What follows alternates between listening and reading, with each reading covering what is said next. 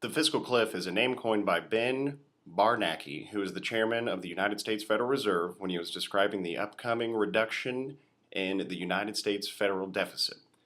While other economics believe that the fiscal slope or hill would be more appropriate because the effects of whatever decisions that would be made would be felt in the months or even years after the decision was made. The scenario was first addressed in 2010 and continued in the 2011 standoff over the United States debt ceiling, when Republicans demanded that spending cuts be made in exchange for Obama to pay the federal government's obligation to its bondholders.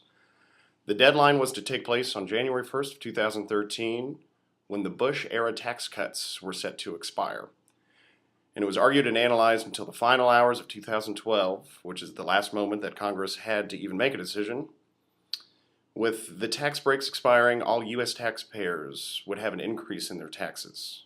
But this was to crush our already weak economy and raise the unemployment rate back to where we were in 2007, sending us back into a deep, deep recession that we would have to crawl our way back up.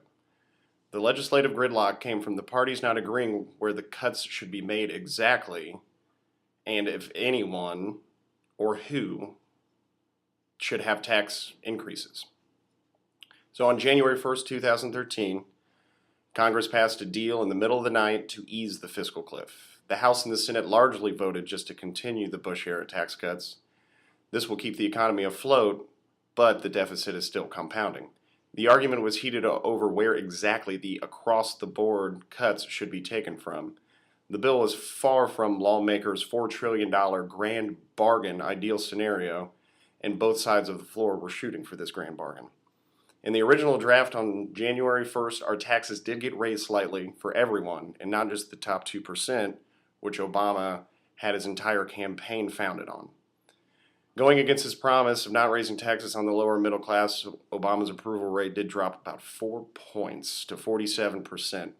In essence, besides tiny fractions of the deficit being cut in respect to the entire thing, Congress just continued to do everything that we were already doing and just postponed the fiscal cliff and kept mostly all practices and tax codes in effect. But is that the right move? In my opinion, we're just delaying the inevitable. The higher the debt from outrageous federal spending and not bring the revenue to counter it, we're just making the mountain higher to fall off the fiscal cliff. It is a very important formula on what Congress needs to do. Let's say Congress makes $100 a year, but they're spending $150 a year. They have a $50 deficit. It's pretty simple. All you need to do is either spend only $100 a year or bring in more revenue, which is tax dollars. This process of across-the-board spending cuts is what's very prominent in the news right now. It's called sequestration. On March 3rd, Obama signed an order mandating an $85 billion in government spending cuts through this process called sequestration, and these cuts are 50-50 between guns and butter. The military cuts is happening mostly on the military bases, like teachers and offices only having 5 days a week salary as opposed to 6 days a week, only being open 5 instead of 6. And the Navy is stopping the building of naval bases to be sent to the Middle East. On the more domestic front, airport personnel was cut, causing longer lines in security. And sequestration may not be the most effective way for balancing the budget as a whole, making just across-the-board cuts to everything besides non-mandatory, or making cuts to everything besides mandatory spending, like Medicaid and Social Security. I think a more definite spending cut in the areas where we're spending the most money would be most appropriate. Like, can we actually even afford to be in a war at the moment? But you can ask, can we afford all of these things that we're spending, and instead of just having us spend less money everywhere, kind of pick which one is the most appropriate in today's times and today's problems?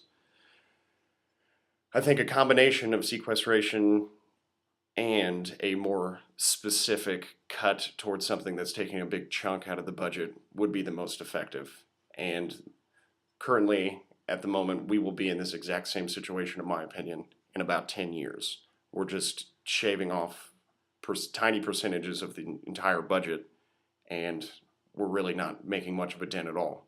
We need to bring in more revenue, absolutely, and I think the president should keep his promise and bring in that revenue from the people who are making the most money to keep our economy afloat.